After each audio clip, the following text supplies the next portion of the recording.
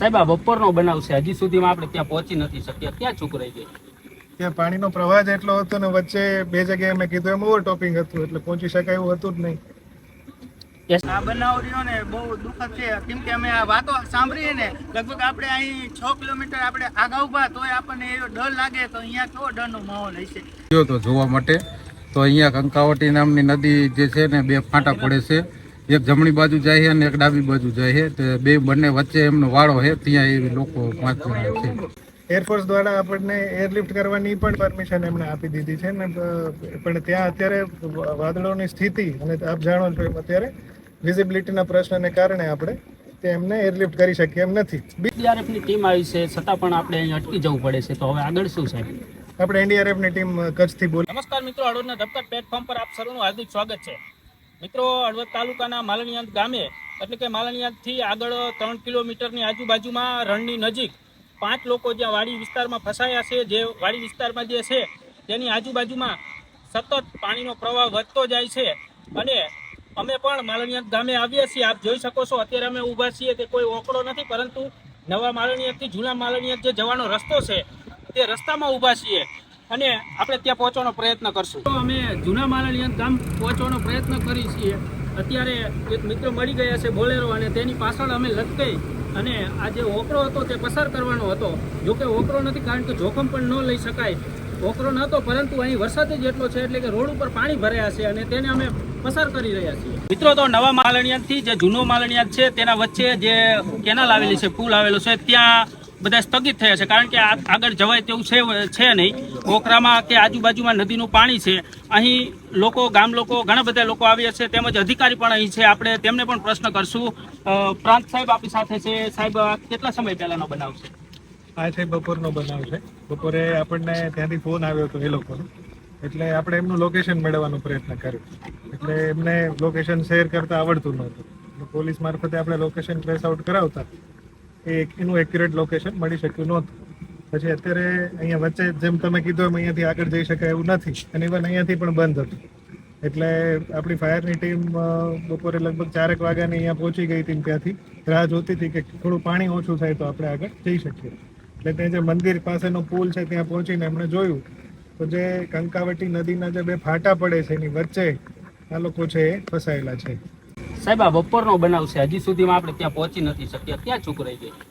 ત્યાં પાણીનો પ્રવાહ જ એટલો હતો ને વચ્ચે બે જગ્યાએ મેં કીધું એમ ઓવરટોપિંગ હતું એટલે પહોંચી શકાય એવું હતું જ નહીં. એસડીઆરએફની ટીમ આવી છે છતાં પણ આપણે અહીં અટકી જવું પડે છે, તો હવે આગળ શું સાહેબ? આપણે એનડીઆરએફની ટીમ કચ્છથી બોલાવી છે ને એ લોકો ત્યાંથી નીકળી ગયા છે. એ આવશે એટલે આપણે આગળની પ્રક્રિયા કરશું. પેરેલલ એરફોર્સ દ્વારા આપણને એરલિફ્ટ કરવાની પણ પરમિશન એમણે આપી દીધી છે ને, પણ ત્યાં અત્યારે વાદળોની સ્થિતિ અને આપ જાણો છો એમ અત્યારે વિઝિબિલિટીના પ્રશ્નને કારણે આપણે એમને એરલિફ્ટ કરી શકીએ એમ નથી. બીજું, એરલિફ્ટ કરવા માટેનું એક્યુરેટ લોકેશન હોવું જરૂરી છે. ક્યાં છે તો હેલિકોપ્ટરને ખબર હોય, હવે એ જ આપણને નથી મળતું. ઇવન અત્યારે નથી મળતું. મેં પોતે વ્યક્તિ સાથે વાત કરી છે. વોટ્સએપમાં આપણે લોકેશન મેળવી શકીએ, પણ એ ભાઈને એ જ આવડતું નથી કે કઈ રીતે વોટ્સએપમાં લોકેશન મોકલવું. છેલ્લો રસ્તો તો હેલિકોપ્ટર જ ગણી શકાય. યસ. એટલે અન્ય ગામ લોકો પણ આપણી સાથે છે, તેમની સાથે વાતચીત કરશું. તમે ત્યાં નજીકમાં ગયા હતા? હું નવા માલણિયાદનો સરપંચ છું અને જૂના માલણિયાદ નદીના પુલે ગયો તો જોવા માટે. તો અહીંયા કંકાવટી નામની નદી જે છે ને બે ફાંટા પડે છે, એક જમણી બાજુ જાય છે અને એક ડાબી બાજુ જાય છે, તો બંને વચ્ચે એમનો વાળો છે, ત્યાં એ લોકો 5 જણા છે. ભરતભાઈ આપણી સાથે છે. ભરતભાઈ પણ અહીં આવ્યા છે. ભરતભાઈ, ખાસ તમે ક્યારે આવ્યા અને શું આગળ સિચ્યુએશન છે?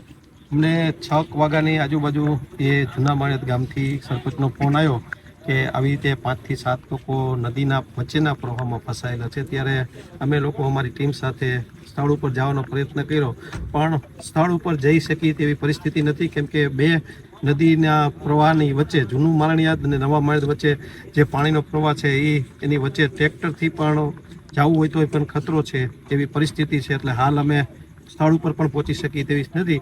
એમની સાથે ફોનમાં કોન્ટેક્ટ થઈ રહ્યો છે અને સરકારશ્રીના બધા અધિકારીઓ સાથે સંપર્ક કરી અને એ લોકોને મદદ પહોંચે એવી અમારો પ્રયત્ન થઈ રહ્યો છે. અહીં સ્થાનિક મનસુખભાઈ આપણી સાથે છે. મનસુખભાઈ, હવે આપણે આગળ શું કાર્યવાહી? આગળ કાર્યવાહી તો કલેક્ટર સાહેબ છે અત્યારે, અને ટીમો બીજી બોલાવેલી છે, છતાં પ્રયત્ન તંત્રનો સાથ સહકાર સારો છે.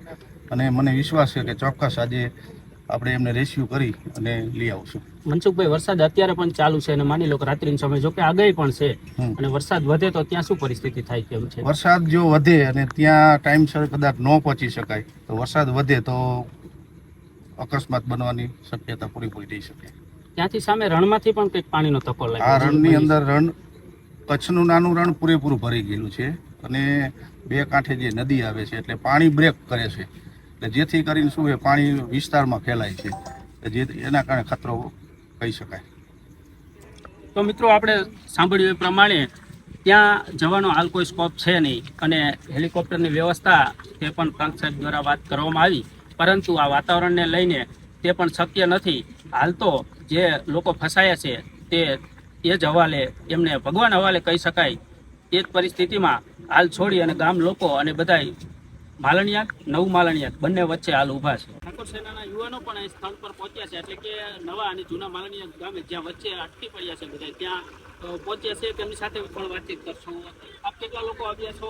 અમે 68 થી 7 લોકો આવ્યા છીએ, કેમ કે અમને આ જાણ થઈ અને ગામ લોકોના ફોન આવ્યા અમારા સમાજના બનાવને લઈને ખાસ શું કહેશો તમે? આવો આ બનાવ રહ્યો ને બહુ દુઃખદ છે, કેમ કે અમે આ વાતો સાંભળીએ ને લગભગ આપણે અહીં 6 કિલોમીટર આપણે આગળ ઊભા તોય આપણને એવો ડર લાગે, તો અહીંયા કેવો ડરનો માહોલ હશે. એટલે સરકારને હું એટલી જ અપીલ કરું, જે કરો એ જલ્દી કરો. અને આ વરસાદ અત્યારે ચાલુ છે, જો આ વરસાદ આવશે તો પરિસ્થિતિ ગંભીર બહુ જ થશે. એસડીઆરએફની ટીમ જે છે તે પણ અહીં અટકી પડી છે, તો હવે તમે શું માંગ કરી રહ્યા છો? અમે ખાલી કહેવાનો પ્રશ્ન એ છે કે એ નથી જઈ શકતા, તો અમે બી સમાજના પ્રતિ લાગણી બહુ છે કે અમે પણ આગળ વધી શકીએ, પણ અમે અત્યારે થોડાક લાચાર. હેલિકોપ્ટર દ્વારા આ લોકોને સ્થળાંતર કરવામાં આવે એવી કોઈ માંગ કરી? અમારા સમાજની તો ખાસ એવી અપીલ છે કે હેલિકોપ્ટર બને એટલી પ્રયત્ન થાય, પણ ઓલા કહ્યું સાહેબે કે હેલિકોપ્ટરની પરિસ્થિતિ અત્યારે આવે એવી નથી. એટલે અમે એને ખૂબ જ દુઃખની લાગણી એવું છે કે હવે જો નહીં આવે તો અમારા સમાજનું આવો બનાવ ઘણા અમે જોયા છે કે નથી પહોંચી શકતા. આપણને ખ્યાલ છે સામે જીવિત લોકો છે અને આપણે નથી બચાવી શકતા. ને અમે જ્યાં આગળ આવ્યા છીએ ને ત્યાં આગળ અમે ખૂબ મહેનત કરી. અમારા વેલનેસ સમિતિના પ્રમુખ છે, મેહુલભાઈ વકીલ છે ને તમામ આગેવાનો છે ઘણા બધા, પણ અમે જ્યાં આગળ આ બનાવો સાથે જ રહીશું ને અમે અહીંયા બને એટલો પ્રયત્ન કરશું બચાવવાનો.